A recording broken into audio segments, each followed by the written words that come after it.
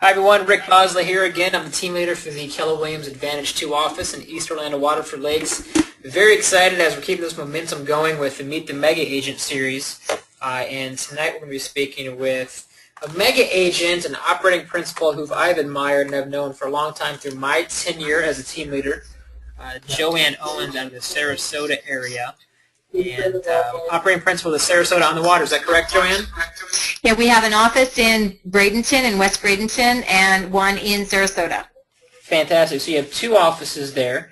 I believe the first time that you and I really got to connect was at Train the Trainer back with Antoinette Perez, probably almost a year and a half ago. Yeah, we sure did. So that was enjoyed. So what I'd love to do now is get to know you. We've got a handful of people online. They're going to have some questions. I would love to hear about your story, going back to when you got into real estate, some cliff notes of some major milestones, some major failures that you had, how you overcame those. Opportunities have obviously come your way through success. Love to hear about those opportunities and really what you're doing now to stay atop of the market because you still actively are selling, correct? Correct. I'm overseeing the team. I'm not really going out and doing listings or working with buyers.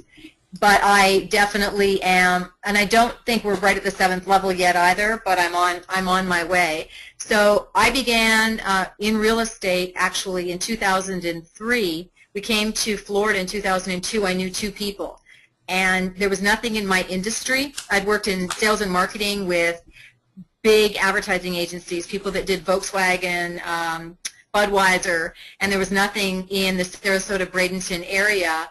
So what do you do when you don't know what to do in Florida? You get a real estate license. And I'd looked around and been out with a couple of realtors, and I thought, my gosh, I can do this. And my ex-husband had owned a RE/MAX, a very small RE/MAX in Canada, so I knew a little bit about that. And I jumped in, once again, with knowing two people in 2003. Did you move right to Sarasota? So you've been in Sarasota for 10 years? Correct. Okay. Correct. We were in the Bradenton, Sarasota area. Okay.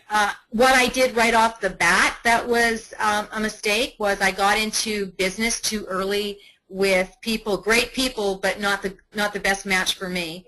And I looked at them as having a lot of success, and I did all the work, and they got 50%. So I learned pretty quickly that partnering, you need to date first, and then get married later. And you know what? I didn't learn once. I had to do it twice, and I finally got that on. I laugh at that because I often mention the correlation of dating and real estate, and there's a process for those of you out there called Recruit Select in the AVA. And when I asked my girlfriend if I could AVA her, I almost got slapped. So you have to be careful how you cross that line.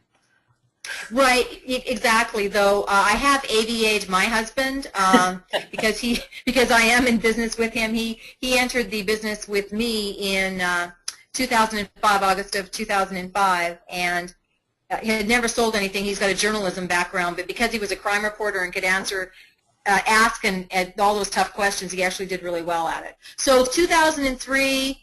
By the way, the only real estate company outside of that little stint at RE/MAX in Canada with my ex-husband, and I wasn't allowed to be a realtor, was Keller Williams. I interviewed with boutiques. I knew I didn't want to be with RE/MAX. I interviewed with Coldwell Banker, Century 21, and when I came to Keller Williams and connected with the team leader, I thought, why would I want to do anything else but be with a company that, number one, I get to see the books because I'm nosy and I've been screwed out of commission, pardon me.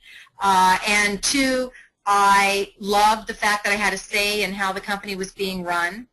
And I was very quick to be on track to be on the ALC. So I appreciated the foundation of this company and the fact that I was allowed to have my own brand because that was really important to me. I'd helped build other people's brands. And I didn't want to build a company brand. I wanted to be able to build my own. And so I came up with the brand Teamworks.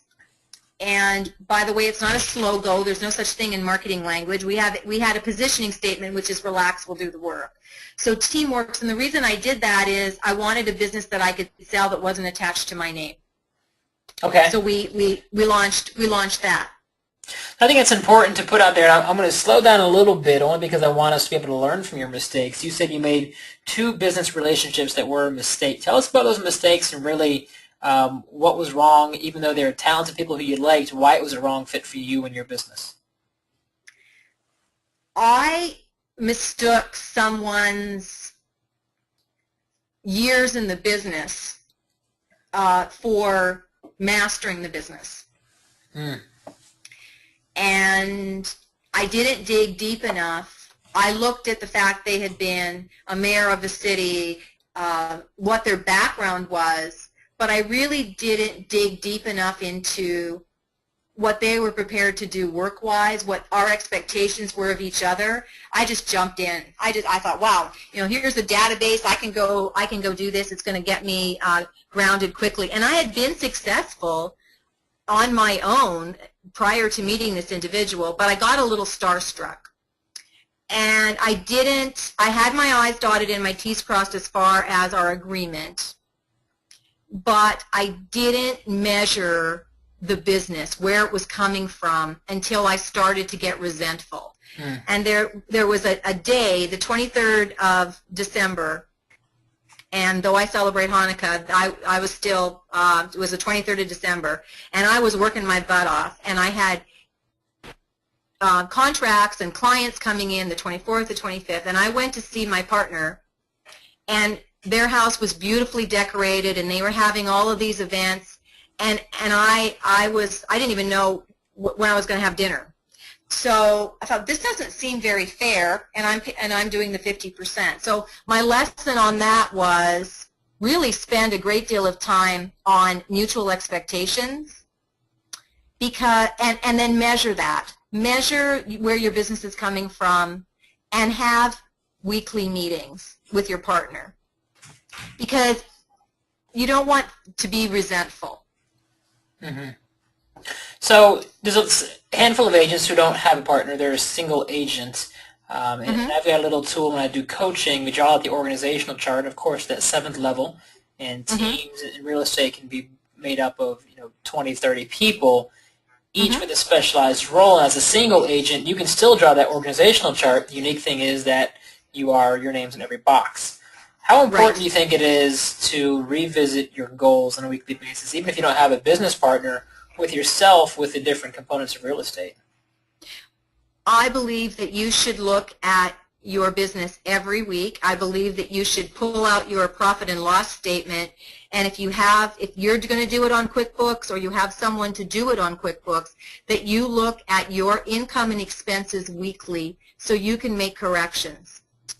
Because if you wait, some people do it just quarterly, which is crazy to me, but even monthly, you might find that you have expense creep, or your revenue isn't where it needs to be. So I would also say that I hear over and over again, well, I'm going to hold myself accountable. I don't know. You can be disciplined and be true to your business plan, but being able to report your numbers to somebody makes it real. It's like, if anybody's ever quit smoking, when you tell people you're going to quit smoking, they're going to hold you accountable to doing that, because they want you to be healthy and in their lives. So I say to everyone who's solo, please have an accountability partner. Work with your team leader, work with a coach, and report your numbers. As an operating principle, every Monday I report the numbers of our team leaders on a call with Georgia Alpes, our regional director. The good, the bad, and the ugly. I like to go first, whether it's good or bad. And I coach and consult people on my team as well as agents in our office, and it's about their numbers. It's not about the emotion, it's looking at the facts.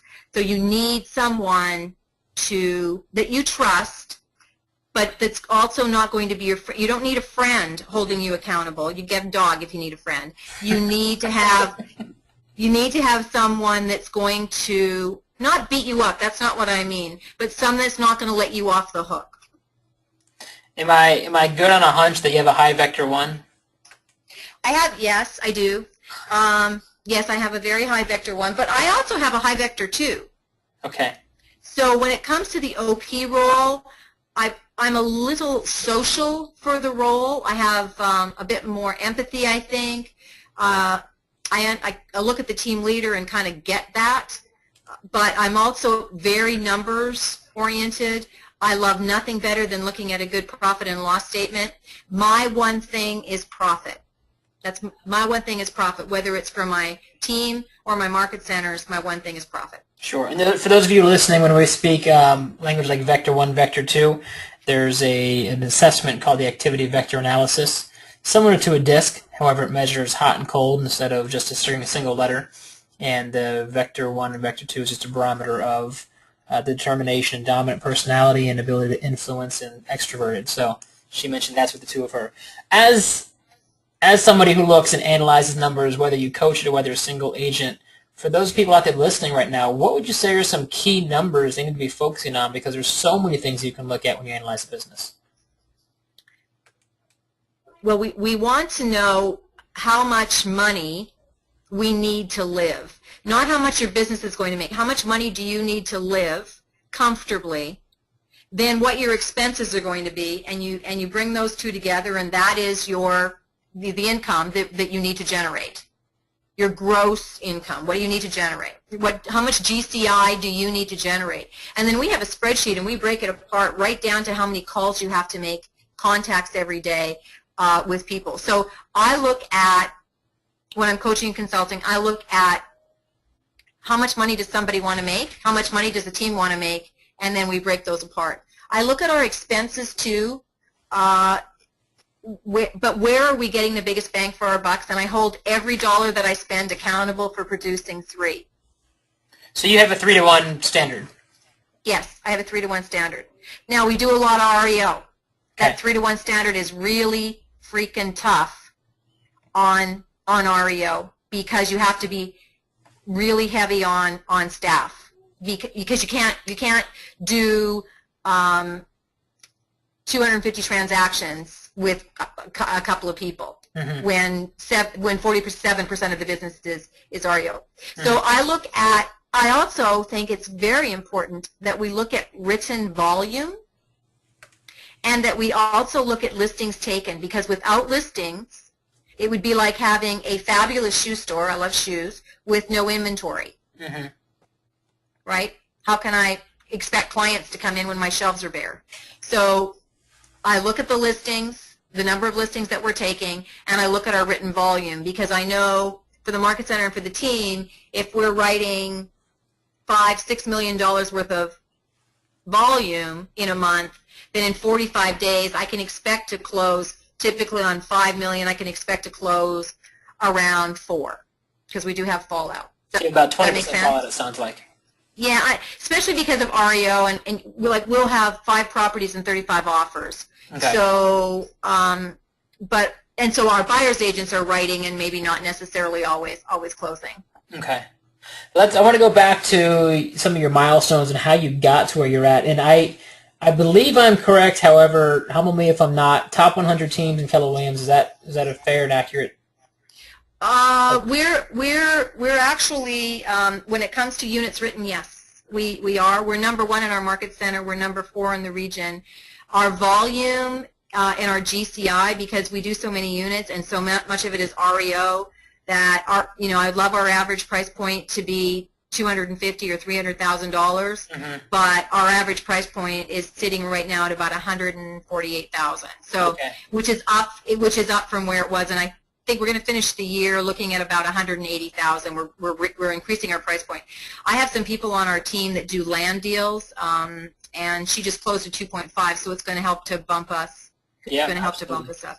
Yeah. All right, so in 2005, you got your husband into business. Were you already seeing some success in your first 2 years, or was that a foundational trial period? Yeah, no, my first year, I did $29,000 in GCI, and my second year I did $127,000. So I went from $1 million your first year to $4 million your second year. Yes. What clicked?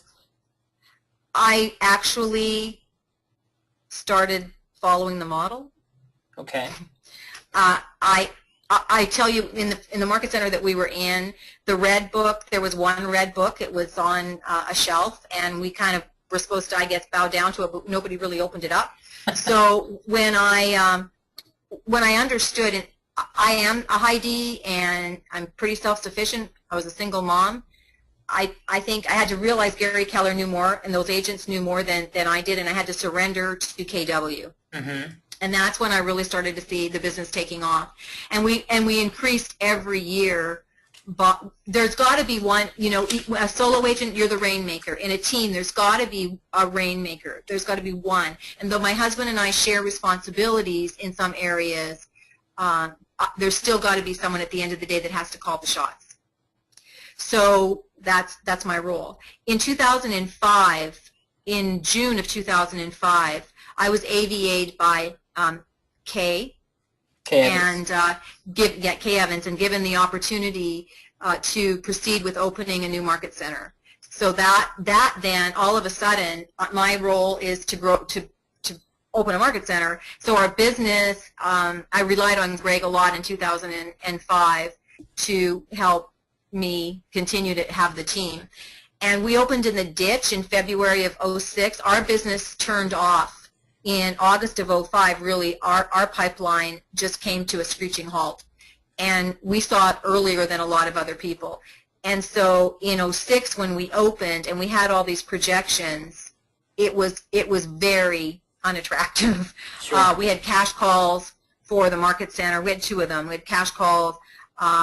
Greg actually went back to work part-time in the newspaper so that we can help your husband.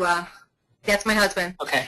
To shore up our resources, and my business partner said, you know, I think we should just shut the doors, and I said, I'm not going to do that. We've got 33 people, and we're going to continue, and we've never looked back. I'm determined.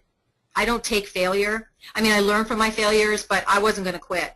Uh-huh. So every year we've improved. In Manatee County, for example, our market center opening in the ditch in 06, and we've been in the top 5 for the last 3 years. We've profit shared for the last 5 years. So I'm just determined. I'm determined. We're not gonna fail. Now, a lot of agents who I'm coaching with talk about how to get an opportunity for being OP, and obviously mm-hmm. what we hear from International is the quickest path to leadership is through the team leader position. However, you were able to bypass that. Tell me about why you feel Kay went out and sought you. What were you doing different than some of the other top-performing agents that you got the opportunity to open up? I was actually offered a team leader role, but I didn't think that was what I wanted to do. I was actually second choice. In our investor group, we had put someone else's name forward, and on a Tuesday night, I got a call from that individual saying they won't accept me as the OP. You need to be in Atlanta on Friday. And I said, no, I'm not doing that. I get a call from Kay Evans 15 minutes later saying you need to be in Atlanta on Friday. And I said, Kay, I've got $1 million deal that's tanking and I need to be here. And she said, do you want it? Because your investor group's only hope is you. So I went, obviously. You don't automatically get something. You've got to earn it. And I think that my name was put forward because of my business acumen. I'd had a strong business background, owning my own business, not in real estate, but owning my own business. I knew sales. And, you know, funnily enough, being a single mom at a very young age helped me and Kay felt prepare for being a really good OP. I'm a risk taker. I probably don't follow the rules as well as I should. I can talk to our regional director about that. But what they saw was someone who had succeeded in a variety of different fields and had great energy.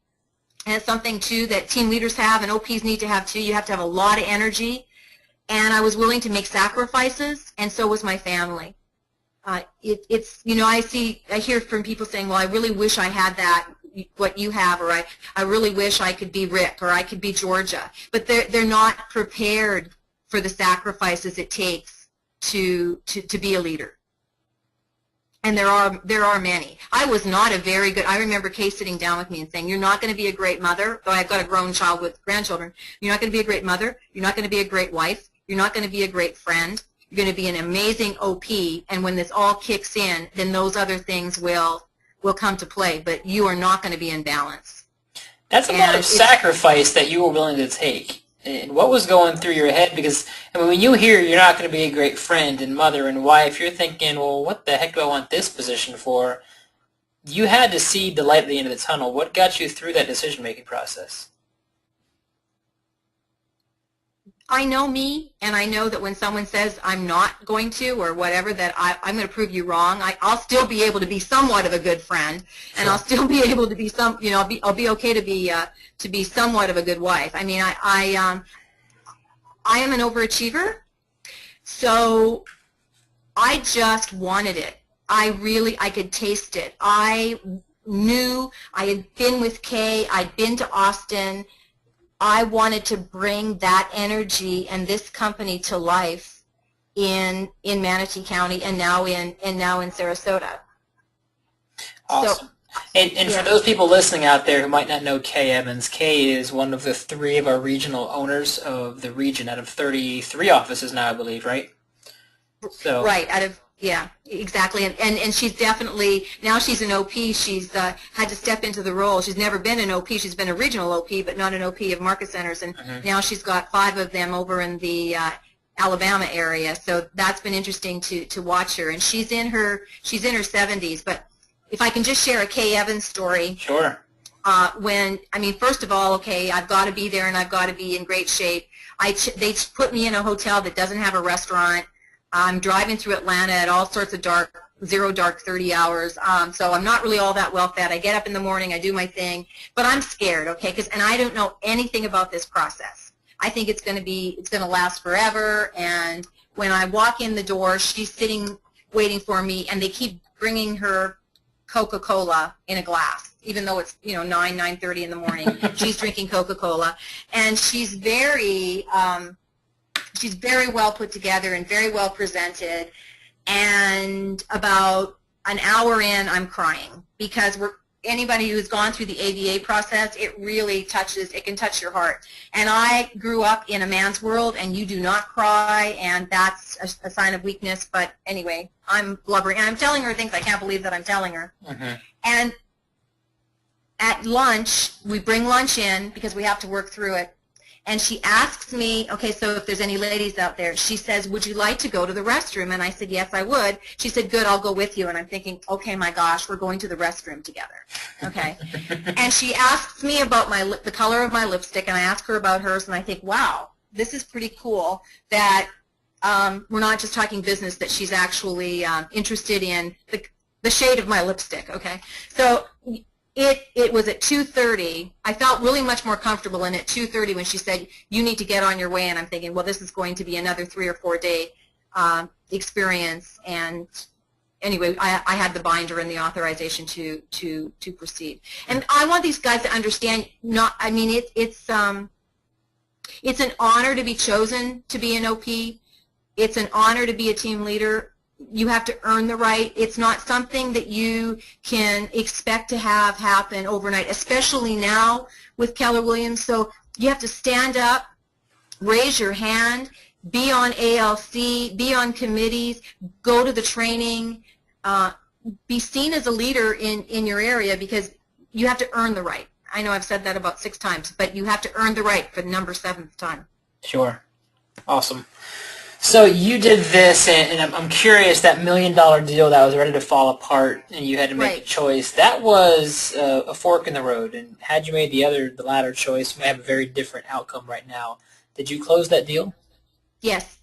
So even when you think deals are falling apart and you can't handle it, you were able to still close it and still take opportunities. Yeah, I knew I had to do it for my investor group, because otherwise the dream that we had of opening was going to be delayed, and I didn't want to let them down. Yeah, I feel it's important because oftentimes we see that roller coaster effect by realtors who, have 3 closings one month and then the next, and then 4 closings and then 1. And it's because sometimes they get so involved with managing and being so engulfed in their pending closings, they forget about growth opportunities. For you, it was going to Atlanta. For them, it might be prospecting for the next listing. So I think it's important so they can understand it'll still be there. Houses will still close. You can still get it done by allowing growth and opportunity there. So you were able to build your market centers to be number 1 in the marketplace and continue to build your team. Tell me about your REO, of how you got into REO business and how that's been a challenge, struggle, and an opportunity for you. Well, before REO, we did short sales. So I did my first short sale in the winter of '06. Was the first time I did a short sale. And I had been a lender, so I knew how to foreclose on people. The short sale process was not all that difficult. In '07, early '07, our lender had messed up big time with a very valuable client. I mean, he couldn't do anything right with this client, and we lost our deal, and we actually had the client shun us after that. So we went to his VP and said, you got to make this right. We know that you've got REO, and we want to be a part of that. So they got, well, we'll see. No, you're not going to see. This is how you can make it right. Give us 1 property. You give us 1, and we'll show you that we know what we're doing. Now Greg didn't know what the heck he was doing, and like I said, I had foreclosed on people in Canada. I knew that process. I knew how to do the inspections and all that kind of stuff, but I didn't know a lot of Florida law. But they gave us 1. And now we are their primary foreclosure, selling agent for Sarasota and Manatee. So we did, and we busted our butts for this client, for this bank, for BB&T. We did everything that they asked us to do and more, and service was really was key, and we delivered our BPOs. I spent a lot of time on the BPO, really getting it right the first time, and then she liked us too. We spent lots of time with her face to face. We took her for lunch. But we did a good job, okay. And this wasn't a small portfolio. With this particular bank, we've done everything from a high end of 1.7 to a lot for $17,000. We also had the wherewithal, even back then, to float some stuff, okay, because you have to have utilities in your name, and so you have to have a decent credit rating, and there were a lot of people around us, a lot of realtors who had short sold their own properties, and their credit wasn't all that good. Well, at least we had decent credit. So we were able to float some things. So after we did transactions with them, it's actually one of my buyer's agents went into a bank that they use, a credit union that they use, and they said, you guys must have some assets that you need to divest yourselves of. Can we pitch? And the guy said, sure. So the branch manager put us in touch with the asset manager, and my whole team went and pitched their whole team, which was really kind of cool. We brought the admin people and the buyer's agents, and we all sat down and we talked about the success that we had with BB&T, and we got that account. And we cover 7 counties for that account. I think that we're nuts to go that far afield, but they can't find a lot of people in the interior that will work on their assets. So then that begat another, and now we have Fannie Mae, which for anyone who's ever done anything with Fannie Mae, it's very labor intensive, and I look at our bottom line, and I know, like I said, we're not getting a 3-to-1 return on that investment, but it gives us street cred, and we're doing a good bunch of business. And actually, we got Fannie Mae, a RE/MAX agent referred us to the asset manager because she was only allowed to have so much business, and they were heating up, and she referred us. So wasn't that kind of cool that we got referred by a competitor? Absolutely. It speaks volumes of what you guys do and what you stand for. At the very beginning, we mentioned how you and I really got to know each other through Train the Trainer. And if my memory serves, you talked about profit share. Yes. And even in that 10 minutes, you had a very impelling story of what it's done for you and some of the people in your office. For those people out there listening right now, if they're not receiving profit share, they are. Kind of go to that and why that was a passionate and still is a passionate space for you, and some really neat stories you have around that.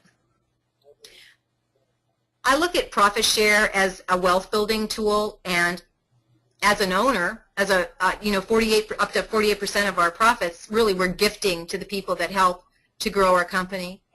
And I've seen it change lives. It has changed mine. It's who I am. It just is in the core of my being that I want to share. And I can't believe that our company, I just every day I kind of pinch myself that I'm in a company that believes that we need to reward the people that help to build it. It blows my mind.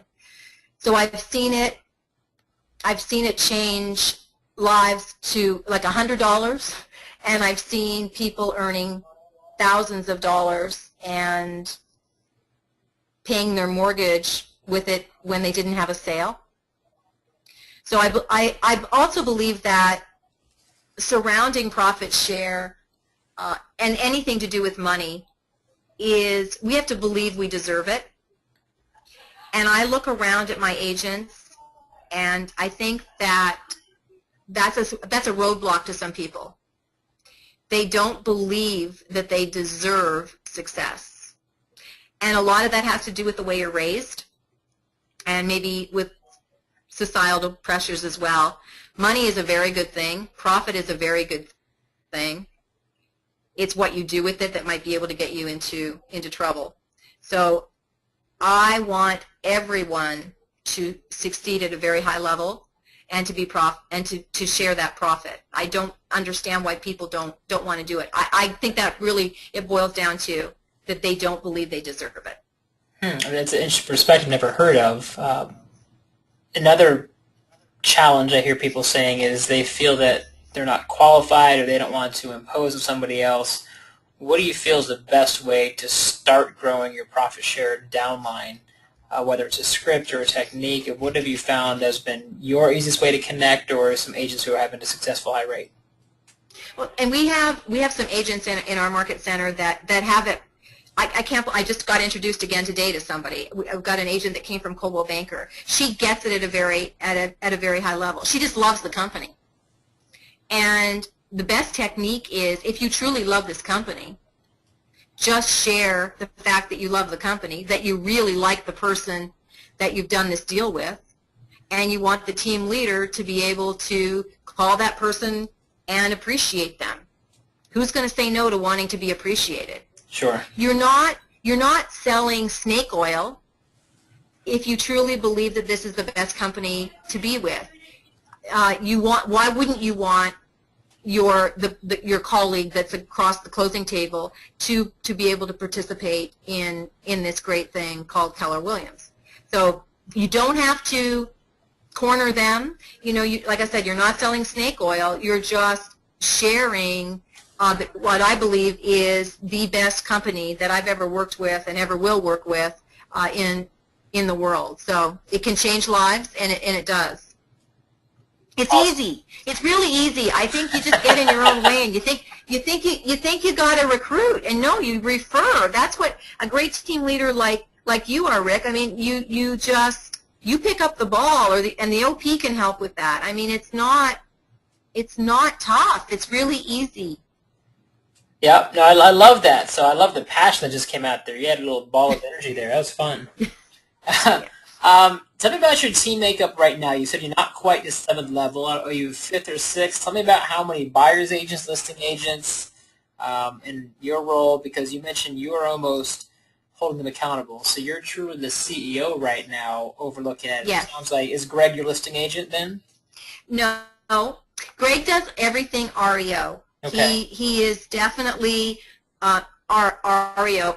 He does not work with any buyers on the REO. So we have 1 listing specialist, 2 buyer specialists, and then Greg, everything REO. How many admins do you have? Well, here's the thing. I had 5, and I had their computers and their office space, and had to listen, sorry, but to, I stubbed my toe, I can't come to work today. And I got really fed up, and we were falling behind. Our scorecard wasn't great with Fannie, and I was getting really frustrated, and so was Greg. So we looked at the VA, and I know it's not VA Overseas VA, it's VA, it's a virtual assistant company out of Pennsylvania, actually, and she recruits top talented admin from around the United States. In fact, some people are, Keller Williams, they've been Keller Williams admin, and I found that works best for us. So I can't tell you how many we've got. I just know we've got probably 5 to 6 people that are touching our business. And they're all virtual. Side. They're all virtual. They're in our email. They do our contracts to close. They handle all of our repairs and everything to do with REO, including the BPOs. Wow. My bookkeeper is virtual. She's in my QuickBooks. She's in my bank account. And it's really working for us. I know it doesn't work for everyone, but for Greg and I, it really is a good fit. I don't have to worry about hiring anybody because the person who owns the VA company has to do that. Is that information you can share, or is that pretty privileged? What is? No, gosh, no, and I've referred her to a bunch of people. So if you go online to PAMS, P-A-M-S, VAs.com, okay. She can always hire more people, and now it's not cheap, okay? It's $20 an hour. But what I like about that as well is when they're like an attorney, when they're not working on your file, they're not charging you. So I don't have to worry about downtime, like somebody just sitting around waiting for something to happen. Not that I really had to do that much, but anyway, but I don't have to worry about that. I'm only being charged when they're working on my file, and they have to prove to her. She's fired people that go to the doctor's appointment and still have the clock running. It's not going to work. So how many hours would you say? Because typically you're going to pay a salary, maybe $12 to $15 an hour, whatever it might be, for 40 hours a week, and that's making around $25,000 to $30,000. At $20 an hour, if they can be more efficient, what would you say a VA could be? Because obviously you're not going to pay $20 for the same job as someone who's next to you at $12. However, it sounds like there's some efficiencies. Do you have kind of, because you manage that P&L sheet so intensely, of what is your salaries are going out? My five went down to about 2.5 when it comes to hours.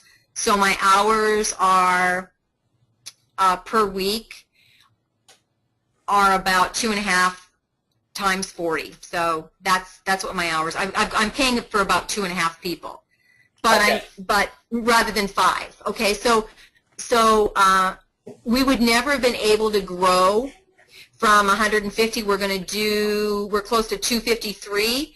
So 253 units. We would never be able to do that with the 5 people I had, and we were paying as high as $40,000 for $45,000 for someone to actually run the team for what I call an operations manager. Sure. So our salaries, and then we were anywhere from $12 to $15 an hour. You're correct. But I don't have payroll tax. I don't have any of the supplies, the computers. I mean, we were spending a lot on equipment. Mm-hmm. So I don't have that expense either. That's interesting, because you obviously hear about the VAs, and typically you hear about the Philippines at $6 an hour. Yeah. However, well, yeah, $868 I think is what it went up to. It was less expensive. And UAssist.me I think was at $660 or something an hour. We tried that, and I had people in operations that just could not get it through their head that these folks could be trained properly. My bad. Our operations manual was not a screaming success as I was told it was, as I had paid for it. So this works. This just seems to work the best. I don't believe, we just had another meeting, I don't believe we'll ever go back to housing our people. And here's the beauty of it. Greg and I took 5 weeks. Don't tell Georgia, but we took 5 weeks. We got in the motorhome. on June the 26th, and we did not get back to August the 5th, and we went to Canada. So we get up early in the morning, we do some work, we'd get on the road, we'd stop at 2 o'clock, we'd work for 3 hours, 4 hours, and everything was done virtually. And we closed the same amount of business and had a lovely holiday with our family, and that was done virtually. I think that's huge to point out that not only are you the OP of 2 offices and you run a team that you only are responsible for 3 other people, you and your husband, and you're top 100 in the country and still able to leave for a 5-week road trip and maintain that business. To me, that's systems and that's leverage is how you've done that. Right. And I'm very proud of that. When I hear people say, oh, I work 24 hours a day, 7 days a week. Well, I told you about the sacrifices that I made to launch Bradenton. I was willing to do that. And I made sacrifices to be able to work on Sarasota. There's no doubt about it. Mm-hmm.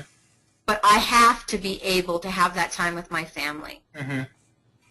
And if I can't, then that whole career's worth having, lives worth owning thing is a lie. Mm-hmm.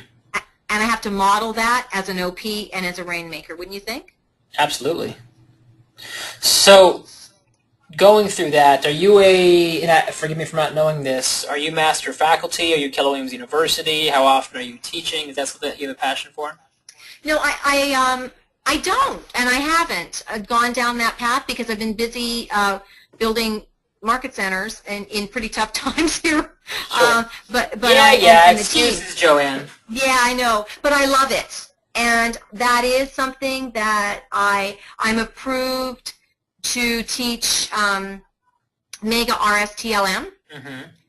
and I do teach in the market center. I'm actually doing a wealth building class tomorrow in Sarasota and one in Bradenton the day after. My wealth building is a lot different than what you might expect. It's more about that energy around money, how we grow up. You know, I heard Diana Kokoska loud and clear about the goal board. You know, we always do our vision boards. Mm-hmm.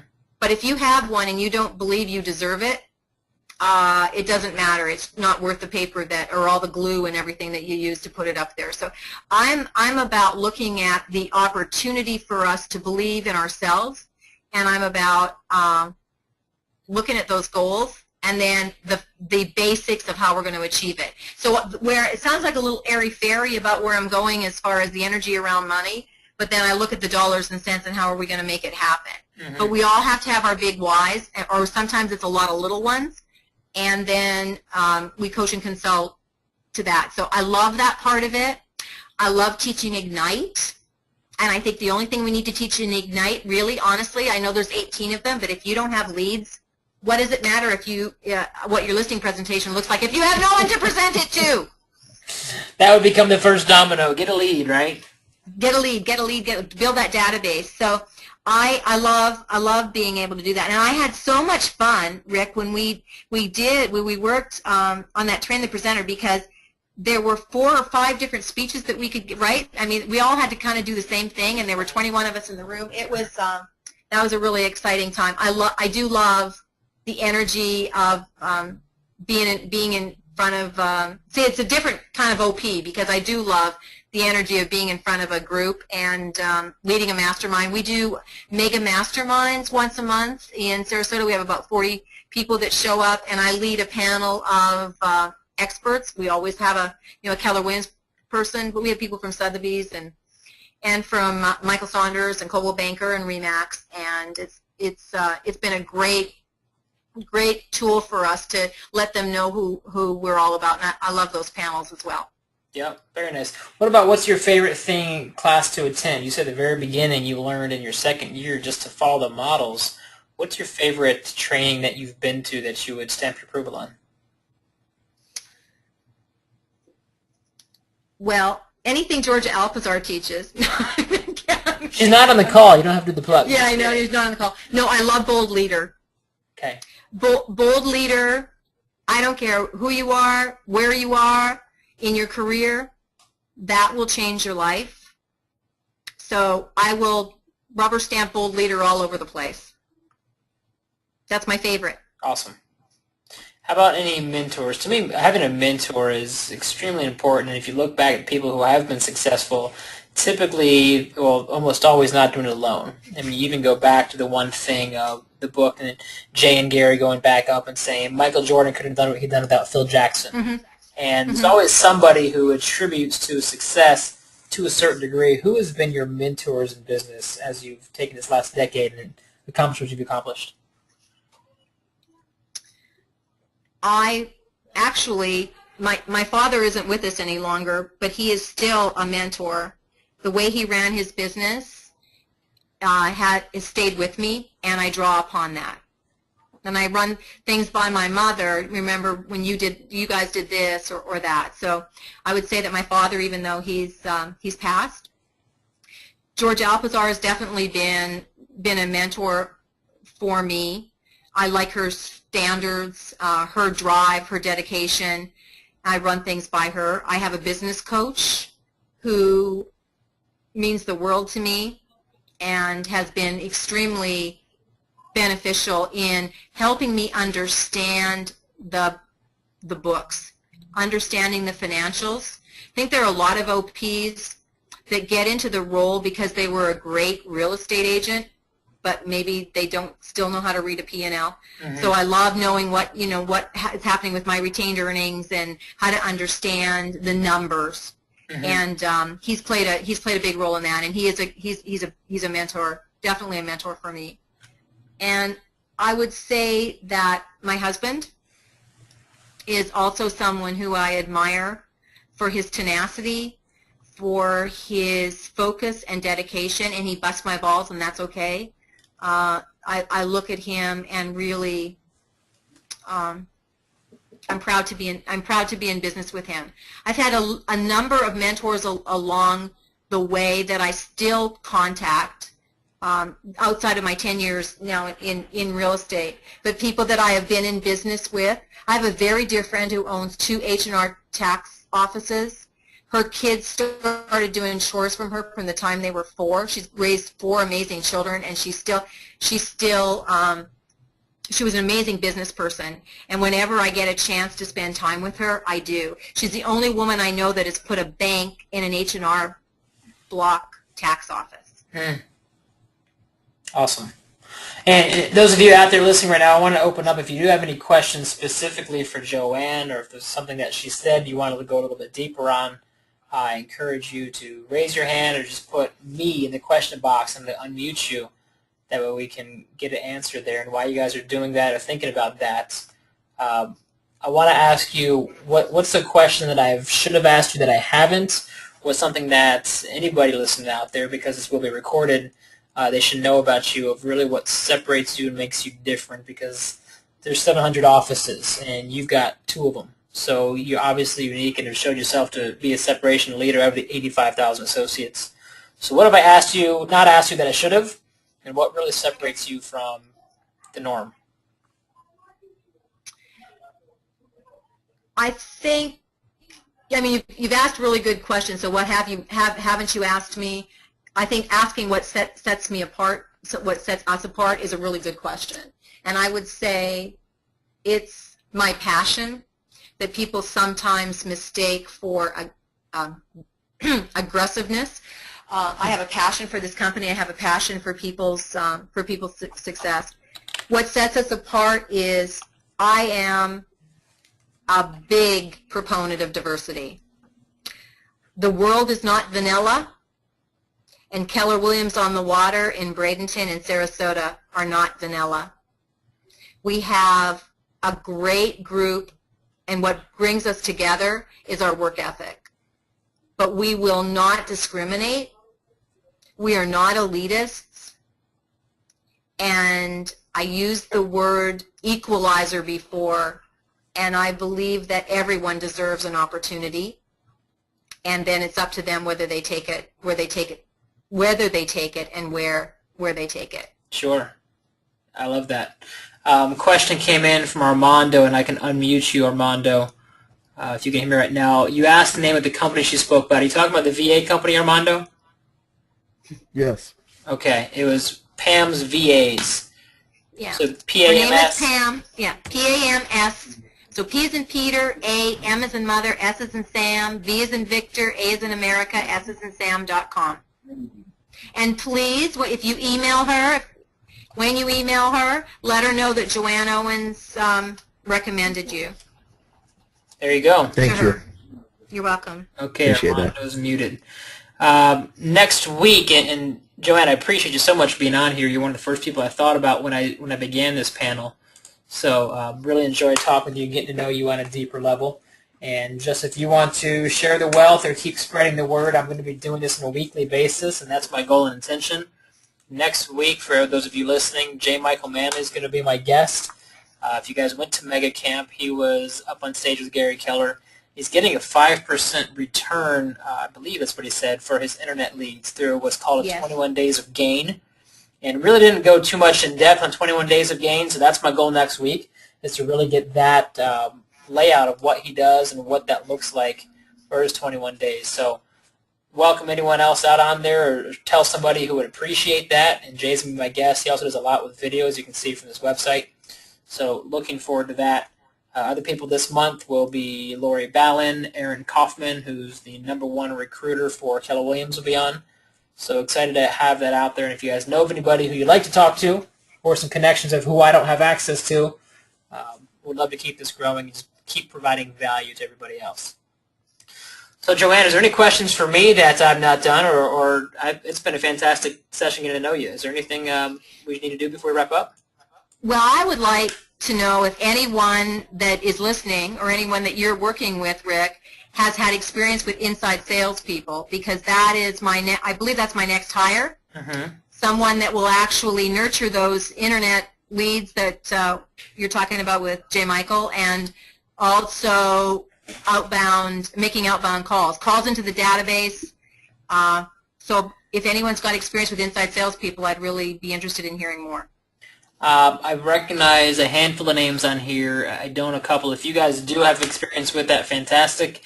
Out of my office, that to me is a missing link in a lot of teams, because oftentimes the buyer's agents are great with people, yet their follow-up and their systems might be lacking.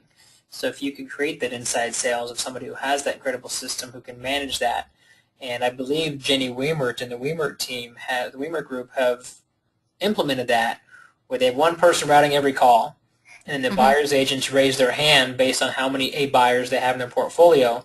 That way it's not a round robin. They really get to play matchmaker based on a need and based on a fit.